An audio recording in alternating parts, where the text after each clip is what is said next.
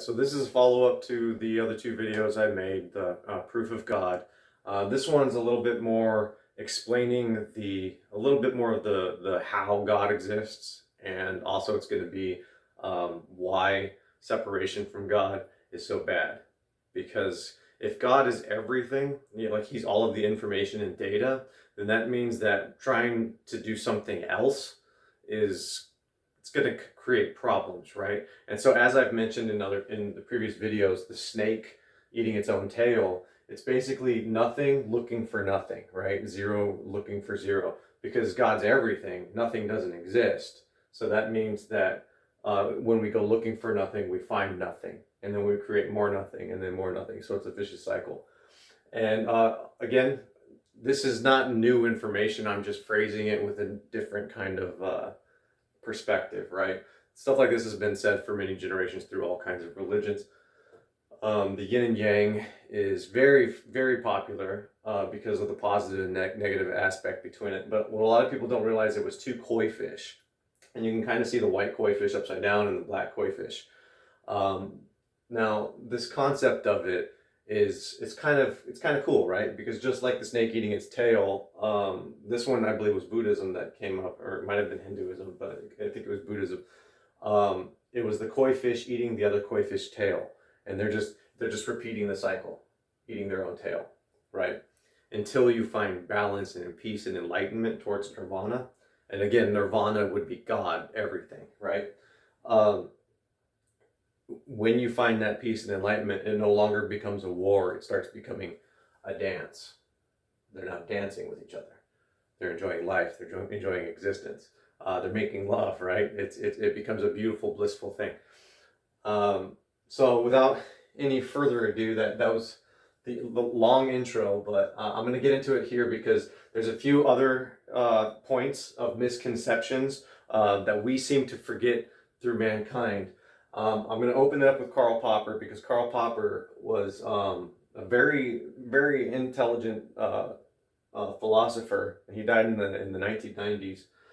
And what's funny about him is that most philosophies, like when you take the glass being half empty or half full, philosophies are always split, right? Like you've got one person considering this side of the argument, and then you have another side considering this side of the argument. Philosophies are always split like that, right, between positives and negatives. But what's interesting with Karl Popper, his logic of falsification, his theory of the logic of falsification, is unanimously accepted. Like it's a high percentage, right? It's not, maybe not all people, but probably 99.9% of scientists believe in his logic of falsification. In fact, so much so, it's where the scientific method came from. Now, the scientific method is pretty simple when you understand the basics of it, but to summarize the logic of falsification, because Karl Popper was the person that coined the term pseudoscience, fake science, right? And basically, to summarize the whole thing, logic of falsification is you should never be trying to prove something that's not science. If you're trying to prove something, you've already corrupted the data, right? You've already put a bias into it because you're trying to prove it, right? You're like, this happened this way, so I have to prove it. You've corrupted it. It's not science. You should never be trying to prove anything. Karl Popper stated that science is all about disproving something. So I'm going to make a little note here because I'm going to disprove gravity, and you're gonna watch something really phenomenal happen here. Okay, to sink you in and hold you in, I'm going to disprove gravity for you. Okay, hopefully I'm going to blow your mind. But now that I've said the logic of falsification and I've cleared that up, let's go back to the word theory. Theory is a very interesting thing in our society, in our culture today, because we don't realize how many things are theoretical. The difference between theory and, say, fact is theory is not complete. A fact is, it's 100%. So we actually have very little facts in science, right? A lot of the stuff that we deal with, including gravity, which I'm going to get to here in a second, is a theory. Now, understanding these theories is the most crucial part, because as Karl Popper said, you shouldn't be trying to prove anything. So if you find yourself trying to prove a theory, you've already corrupted the data. Does that make sense? So a theory isn't real. You think of it like when I said in the last videos about like computer coding, right? When you have a non-value, null, and the program tries to read that null value, the system crashes, okay? Well, that's a theory. A theory is a non-value. It's imagination, the SpongeBob meme, right? Imagination. That's all it is. It's divergence, right? It's a divergent thought that you got to grab it and bring it back here into the convergent, okay? That's all a theory is. You can't, but we've gotten so like tangled up into all of these theoretical physicists and sciences that we forget like the stuff that we're dealing with is just a theory. We don't actually know. We just think it is, right? It's as we believe it to be currently. And we forget that. So what ends up happening is when you have a theory and you're trying to prove it with logic of falsification using Karl Popper's method, you end up doing this, the vicious cycle of the snake eating its own tail, because your theory is trying to prove another theory. So you end up trying to create a theory. Well, you'll have to in order to prove it, because it's just a theory. So in order to prove it, you got to make up another theory. And then in order to prove that, you have to make up another theory, and another theory, and another theory, and another theory. So it's a vicious loop, and you could go a long way in the wrong direction because smart people were trying to jam a square peg in a round hole, right? And they'll constantly try to do that. And then your biases won't allow you to see evidence that contradicts anything that you currently believe, right? Okay, so this is a real problem, okay? Falsifiable data in peer-reviewed case studies is through the roof. There's so many scientific studies to this day. I think it's like 30% of all published peer-reviewed case studies. Like 30%. It's a third of science that's falsified, right? And it's mainly what could be intentional, could be unintentional, could be on a subconscious level. Who knows? But now that I've said that, before jumping into gravity, I'm going to make one last point. Actually, I'm going to skip that. We're going to come back to it. We're going to go straight into the gravity thing, okay? Now, I'm going to disprove gravity. And in order for me to disprove gravity, because the theory is that there is, around any body of matter, you've got a force, either pushing or pulling, they don't know because it's a theory, a force pushing or pulling. So the larger the object is, the weaker the force becomes. Because on the small quantum levels, we have, I think there's strong, weak, and electromagnetic force. Now these three forces behave very powerful right? Like a small thing, if centrifugal force will make something small go flying, right? Like if you're driving in a car and you got your marker sitting on the dashboard, you make a turn, the marker goes flying. Or you have two magnets and you give more electricity, they're really strong and they're connected to each other. All right, so the theory goes that these strong forces, and because of Isaac Newton, who the apple fell, so I'm gonna draw a picture of a bowling ball, and then I'm gonna draw a tiny little picture of a marble here, okay? So the theory was that since it's falling, what's making it fall, right? And they're like, interesting, what's making it fall? It must be a force, because they're dealing with forces like this, so there must be a force. But here's the problem, because these mathematically don't add up, because on the quantum level, on the smaller stuff, this stuff is extremely strong. But the larger the object gets, it's a weaker force, allegedly. This is why we don't go flying off, or we're not pushed into the ground and crushed, right? Because they're saying that there's probably this unified field theory that unites them all. So the larger the object becomes, it's bending what they call this imaginary thing called space-time. Allegedly, it's bending this curvature. It's curving around the large object, which is weakening the force, right? This is me summarizing it. So let's break that down a little bit. Let's talk about gravity here.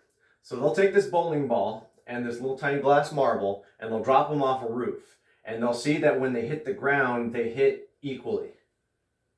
Okay? So because they're falling at the same rate, and they're two completely different sized objects, two completely different weighted objects, how are they falling at the same rate? Well, there's a lot of tiny little nuances like this that they're like, there has to be a force, right? But what they fail to, now, so this is what they're trying to prove, Okay, this is the most important part, Karl Popper, trying to prove a theory. Okay, I have a theory of a force, and since this behaves this way, problem solved. That must be it. Well, no, because not everything falls at the same rate. What if a tiny little feather was right there? What if a really large feather falls simultaneously? Well, that feather is not going to fall at the same rate.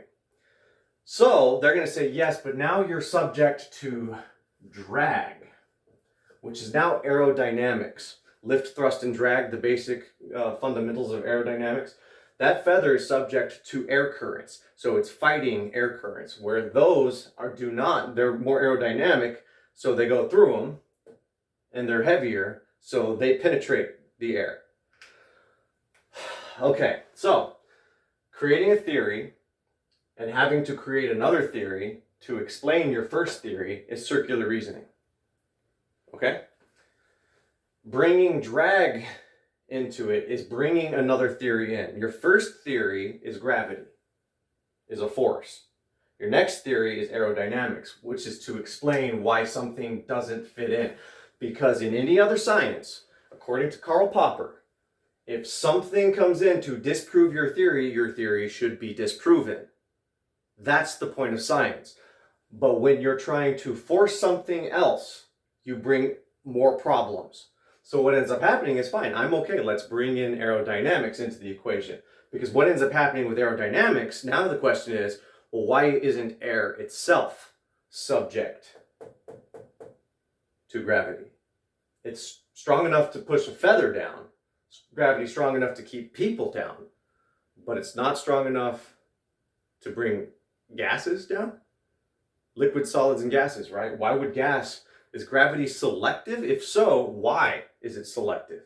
Well, they'll tell you, and they try to have mathematical equations on why air is not like solid objects, so it's exempt from the gravity from the pull of gravity because it doesn't have a body of mass like other things do. Okay, well, so if you take this, pretend it's the Earth, and you have the moon, they say that the moon is responsible for the tide, which is completely weird, right? Because the larger the body, the weaker the force. So they're saying that the moon, since it's smaller, has a stronger force. Well, then why isn't the moon pulling airplanes out of the air at night? Why isn't the moon pulling water out of our atmosphere? Because if the moon's stronger, wouldn't it be pulling gravity that way? Because it's a smaller force? You start creating a whole bunch of problems, right? So right now, as I'm bringing this point up, you're probably like, well, these are really good points, but surely someone has to have thought about that. They have. And they keep coming up with new theories to explain the old theories. So instead, I'm going to grab the dry erase and I'm going to erase their theory. Okay? And I'm just going to start out with a brand new theory, okay? Because we have three things. I've just listed those three things. In chemistry, we've got liquid, solids, and gases. Three liquids that we know in chemistry. Chemistry is the study of matter.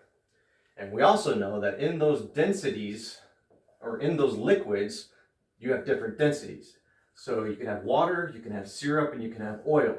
And they will not mix because of density. Now, if I were to bring back that little tiny marble, that little glass marble, and drop it in the liquid, since the density of that marble is thicker than all of these liquids, it's going to fall to the bottom. It's going to sink with resistance, so it will sink slower than it would, say, in oxygen, because gases have less resistance. You with me? Now, if we were to take a different marble, still solid, but we're going to make it out of polyurethane, polyethylene, any kind of plastic, and still make it solid. It could even be the same weight. We can even make it bigger. It's not going to sink past the syrup. You can Google this yourself. Plastic will not penetrate syrup because of the density, but it will penetrate oil. In fact, the plastic would sink to the bottom of the oil, but not penetrate the syrup because of density levels. Okay? So if liquids and solids are behaving this way, why wouldn't gases behave that way? Well, let's put it to the test, shall we? Because when you jump out of an airplane and you have a parachute, you have a little man here who is falling slower. Why?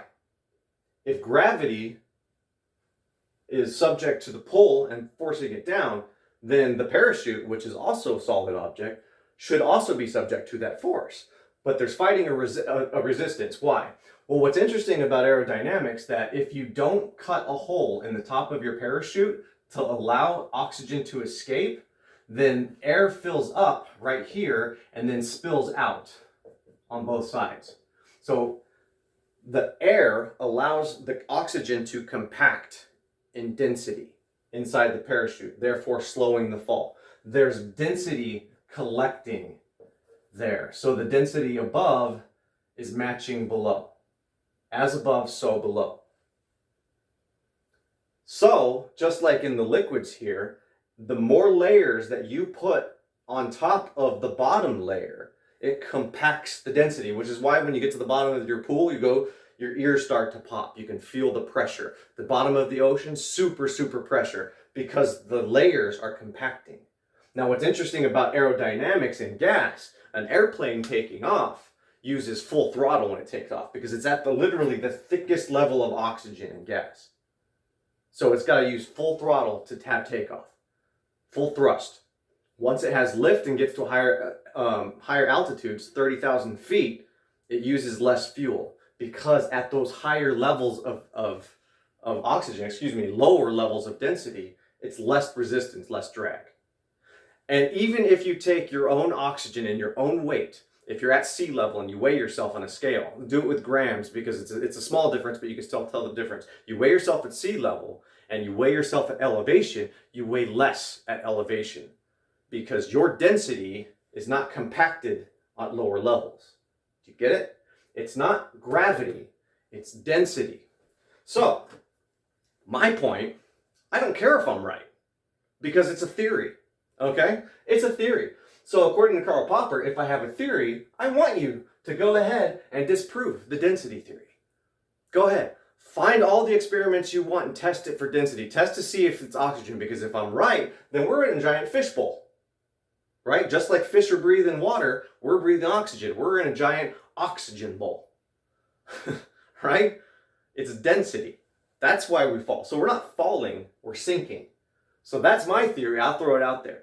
But what's going to happen is if somebody comes back and rebuttals the point and has something, they won't. They can't, because it's actually true, but they'll try, but it'll fall apart. It'll fall to pieces. You see what I'm saying? Because there'll be a lot of questions. But that's science. I'm not going to come up with a new theory. Or I'm not going to try to shoe in a different theory to explain my theory. That's not science. Do you understand what I'm saying? So as we know it, gravity is a myth. It's still a theory, guys.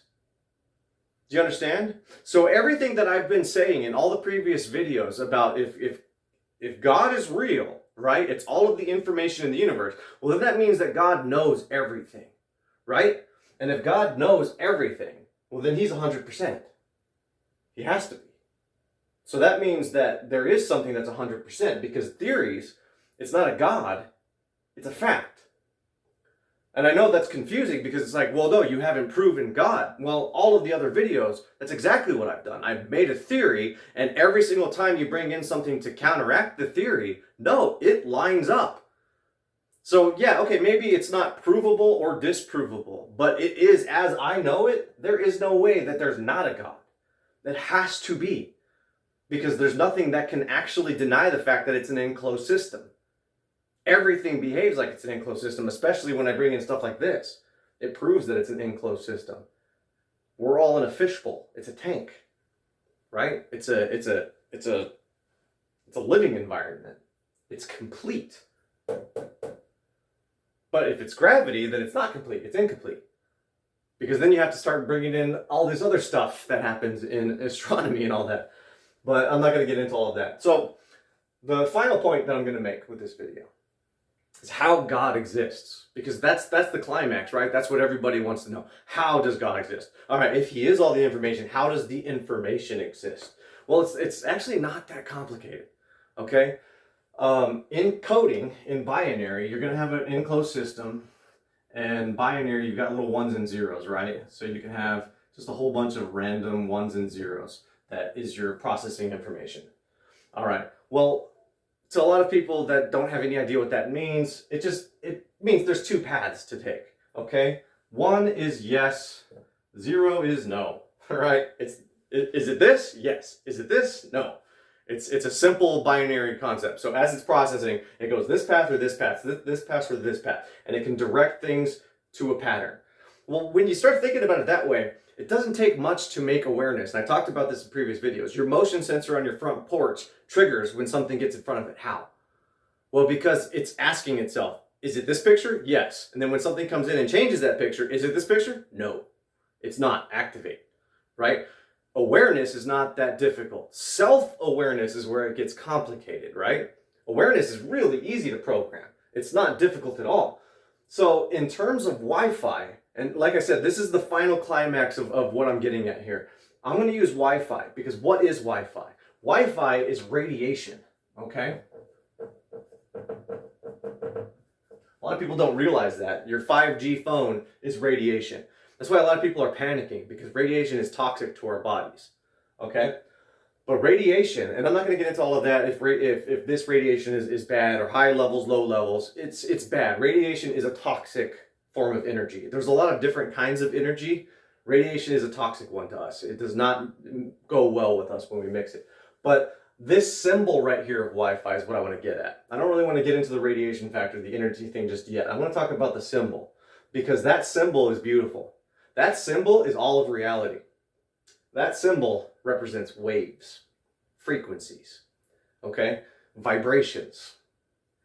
Waves, frequencies, vibrations. So as you can see, you have one and then you have a gap, and then you have one and then you have a gap. Also known as the Doppler effect, right? So if you ever heard that in physics, the Doppler effect is when you have the motorcycle coming,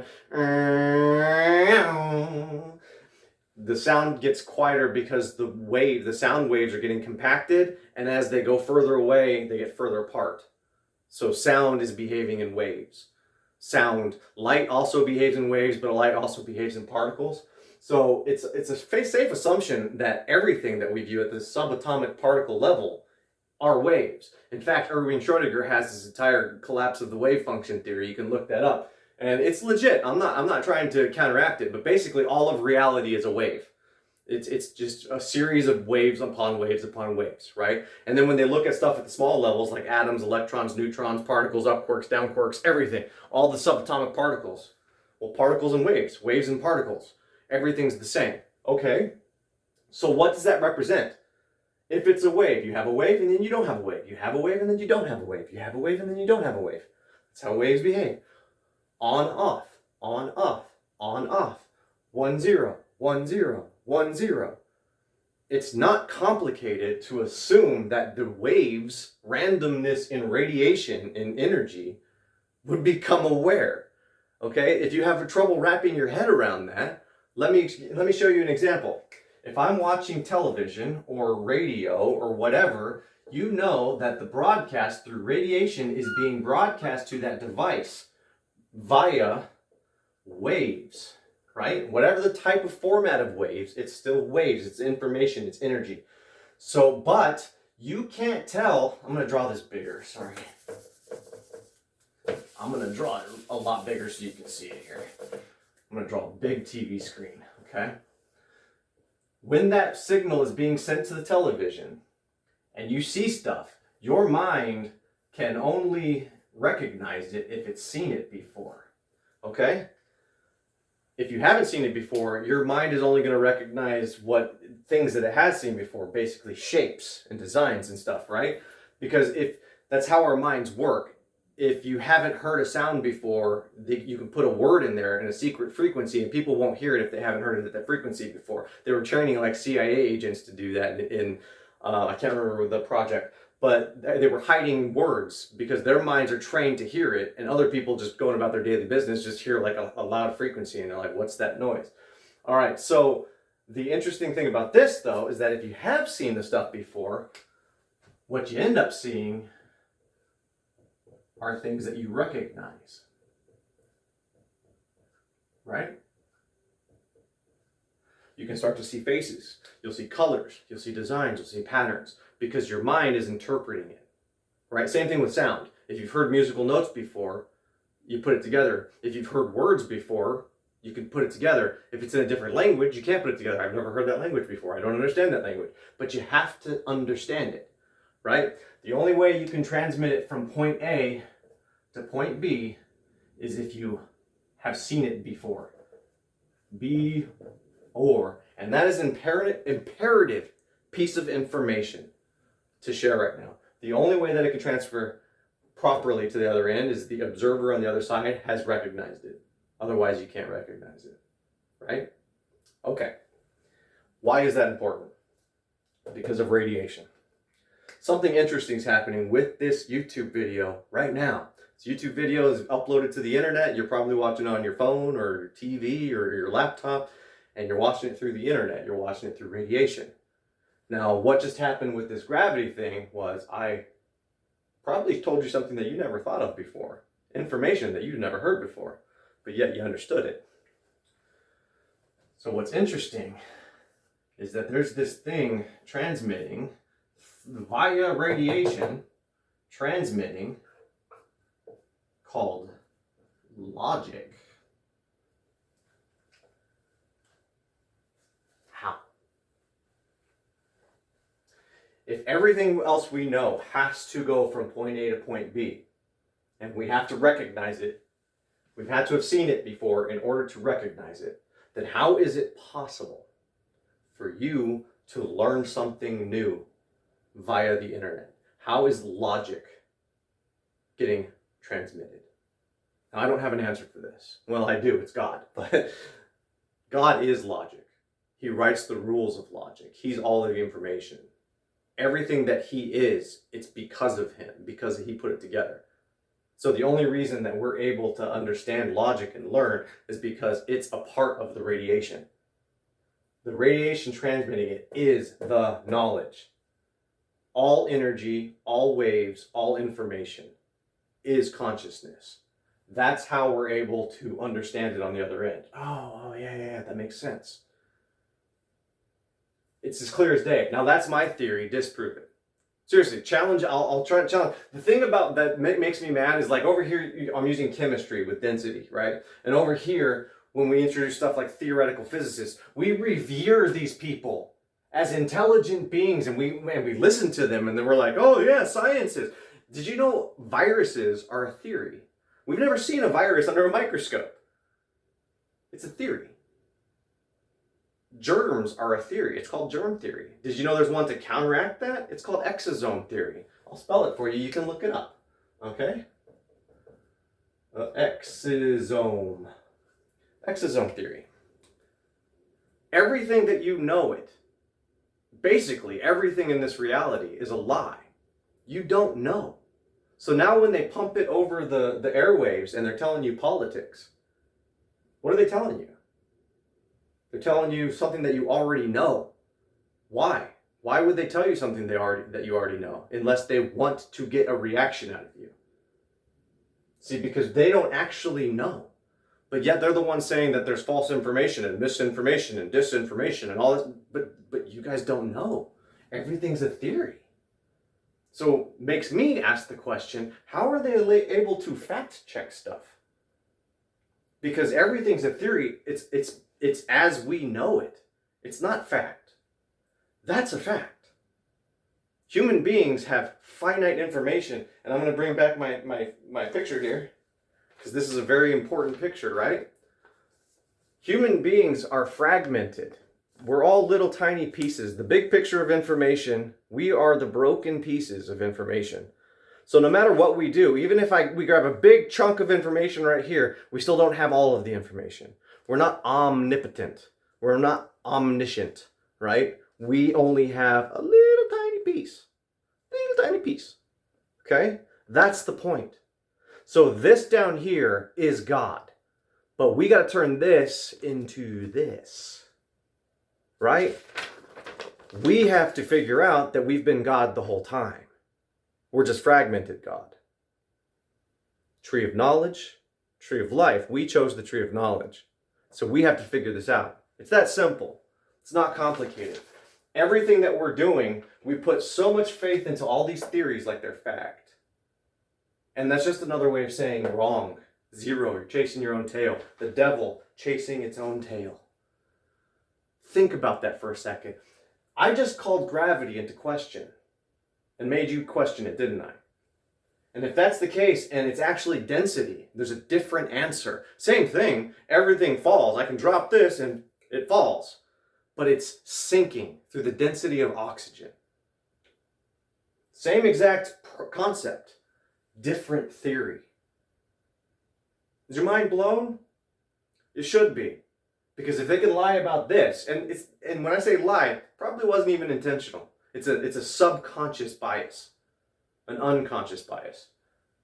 They're so stubborn because they've made so much progress, or what they're calling progress, in one direction, because they failed to realize that Karl Popper had already dictated you shouldn't be trying to prove anything. But that's the problem, isn't it? We're always trying to prove something. Why? Why would we try to prove something? We're finite. We're fragmented information. We don't have all the information. Why would you try to, how could you possibly prove something? But here I am making my videos proof of God, right? Well, there it is. There it is, because that's the only thing. Every single time I do this stuff, it always comes back to an enclosed system. There has to be 100%. And if there's 100% awareness, vibrations, then there has to be 100% of everything. God has to be. Do you get it? Like, this has to be intentional. This can't be an accidental balance. Get it? But the good news is it's already done. This has always been this. We just didn't realize it. So now the most important thing is you need to realize that a lot of stuff they're feeding you, it's probably BS, right? Big capital BS. At least you need to take it that way. Be like, hey, yeah, I know you're saying that, but you don't know. And I don't know and you don't know. So I'm not going to panic. Chicken Little's not going to run in the room and scream the sky is falling and I'm going to get scared. I'm going to chill and think for myself. Get it? It's that easy. The job's already done. Lift your head up, start living your life. Because when you get rid of this BS stuff, the only thing that's left is like life, is loving. Get out there and live your life. Go hug your neighbor. Go spend some time with family. Seriously, you get rid of the BS. There's no more fear. There's no more worry. It's family. It's life. Go live. Go live. But divided, right? When they have you in fear, we become divided and we're fighting with each other and we need more rules. We don't need rules. We just need to wake up. All right? Wake up to the fact that we don't know everything. And that's okay. It's that simple. All right, so there was a few things that I kind of didn't include in the video, so I want to just come back and reiterate because I was going to talk about the Satan and the Christ. Um, because in the video I'm talking about sciences, about how sciences there are these misconceptions and basically misunderstandings of how things are. So when you have a theory, it's the snake chasing its own tail. One theory, you have to create another theory, and then you have to create another theory. And you're just going through this vicious feedback loop, right? Um, so I want to I've talked about this in previous videos. So you've got sin, which is the actual definition of sin means to miss the mark. Miss the mark. Wow, my stylus isn't writing that well on the screen. Okay. Sin means to miss the mark. What's the mark? The mark is to understand, to have a connection to God, to understand everything. So every single time we start creating something that's not God, it's not written already, it's not 100% accurate, we're sinning. Does that make sense? We don't get the point. We're missing the point. We're missing the mark. So sin is a misunderstanding of God. Okay? And the reason why I wanted to bring up the Satan, and this is very important because the Satan just means like nemesis, right? It means opposer. And then the Christ,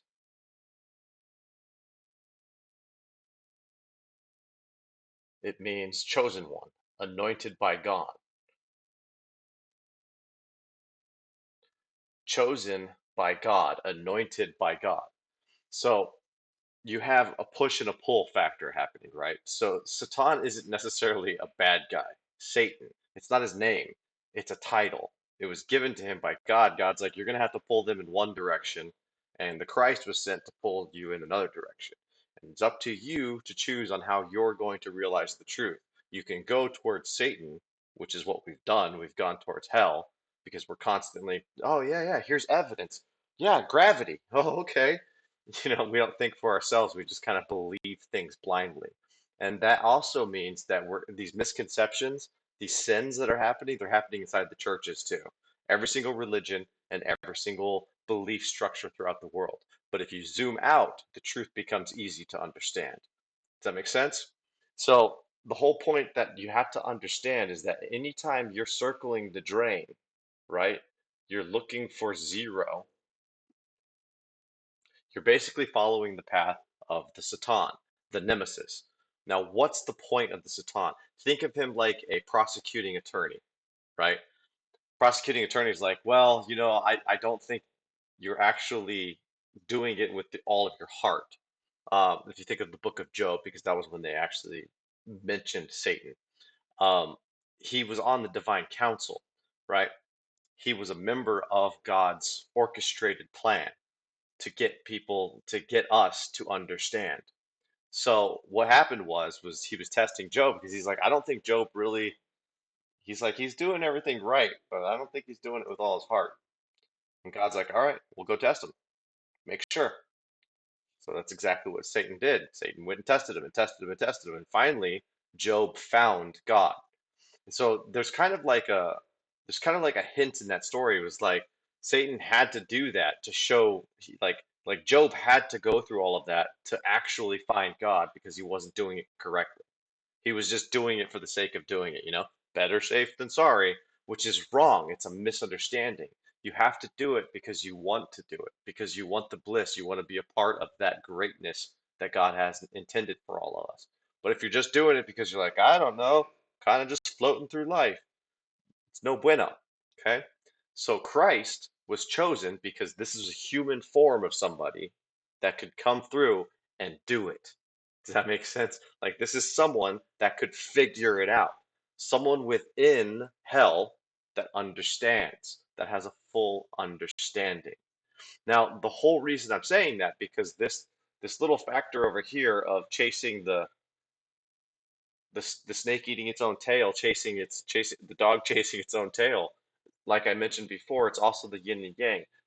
It becomes a dance when you do it with God in your heart. You're now making love. You could do so essentially what I'm saying is you could do the same thing and it could be evil or it could be good. Because if you're pulled away from God and you're missing the point, then it's evil. Whatever it is that you're doing, it's wrong. Anything.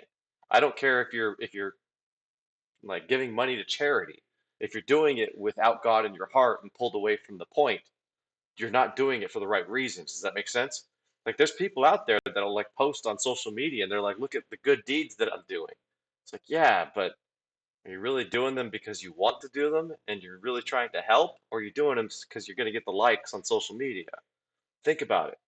It's missing the point of the purpose.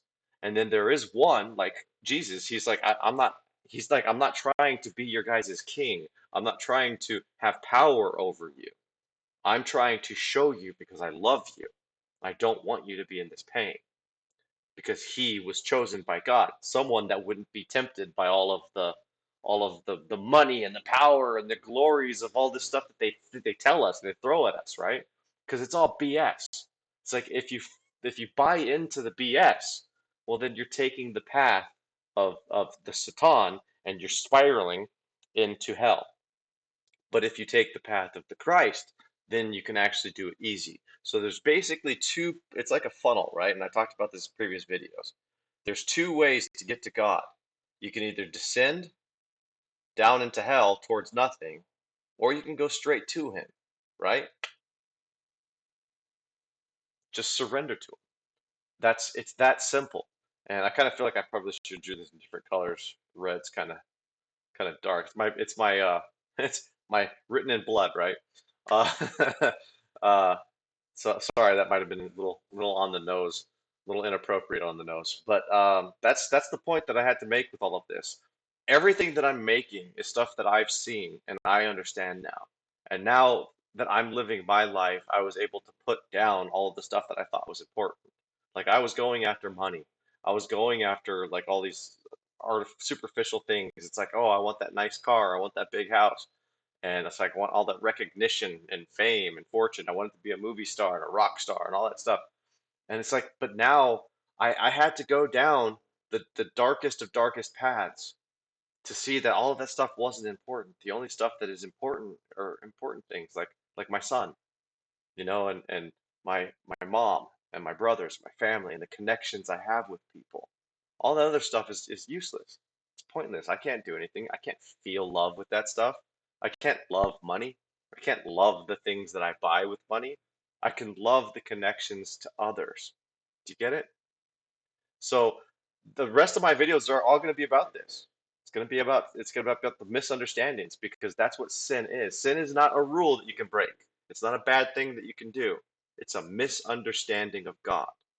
And once you understand that, it's a lot easier to become one with God, right? Because you think it's a rule, and God's like, I don't have any rules. There's no rules. There's just misunderstandings. There's a complete picture, and that's God. It's finished. It's done.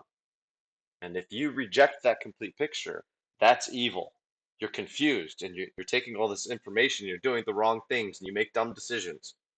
But when you come back into the complete picture of God, the complete creation, it's done, it's finished. You don't need to make improvements. Do you get it? Life is beautiful. It's good. It's already done. That's the good news. That's the gospel. The job's already done. Just surrender to it.